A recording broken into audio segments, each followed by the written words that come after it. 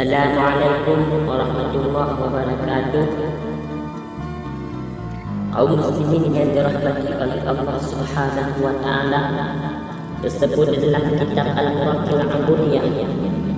Fa'lam ya talibal ilmi, ketahuilah oleh wahai para penuntut ilmu, inna nafsakal masilata ila talabil ilmi, bahasanya pada diri kalian itu nasabah masilah kepada menuntut ilmu, yaitu nafsu amarah yang memerintahkan kepada keburukan. Waqad intahadhat muti'atan lisyaitanil la'inina daliyatan hablil bururi, yang nafsu itu akan memberikan keluasan bagi syaitan supaya engkau itu tertipu dengan petunjuk rayuannya syaitan. Fayastadrijaka bimakidatihi ila ghamratil halal, maka akan pengaruh oleh syaitan-syaitan dengan hiasan-hiasannya kepada celaka yang terlaksana.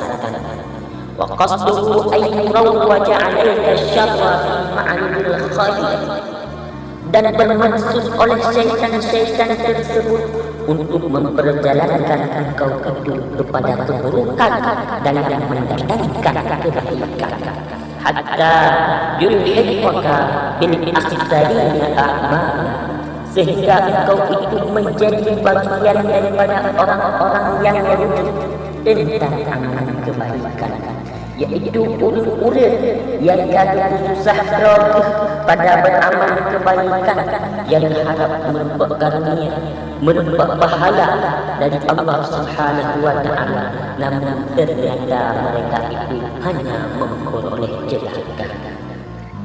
Alladzina dhalla sa'yuhum fil hayatid dunya wa hum yahsabuna annahum yuhsinuna sun'a, ulun-ulun yang telah sesatlah perjalanan mereka itu di dalam dunia karena mengikuti syaitan-syaitan yang oleh mereka itu menduga bahwa amalan yang tersebut di dunianya akan mendapat balasan daripada Allah Subhanahu wa taala, karena oleh mereka itu mengiktikad bahwa sungguh mereka itu merupakan orang-orang yang benar, namun ternyata mereka itu telah ditipu daya oleh syaitan. Maka pada ketika syaitan itu datang keburukan dalam menyebarkan kebaikan, oleh syaitan-syaitan tersebut akan diceritakan kepada engkau itu tentang kelebihan ilmu dan tentang derajat para ulama-ulama. Wa yulhiqaka an qawlihi sallallahu alaihi wasallam, man azdada ilman wa lam yazdad hadiyan lam yazdad min Allah illa mu'dan, dan dijadikan engkau itu oleh syaitan-syaitan akan orang-orang yang melupakan tentang hadis Nabi, yaitu si berangkaso idamah ilmu dan hana idamah petunjuk, maka maknanya ngan ilmu yang kanan han itim purnawa, maka ulun-ulun yang lakinya oleh Allah akan ditimpakan kepada ulun-ulun tersebut jauh daripada Allah, dan akan dijadikan engkau itu oleh syaitan-syaitan menjadi orang-orang yang melupakan terhadap hadis Nabi,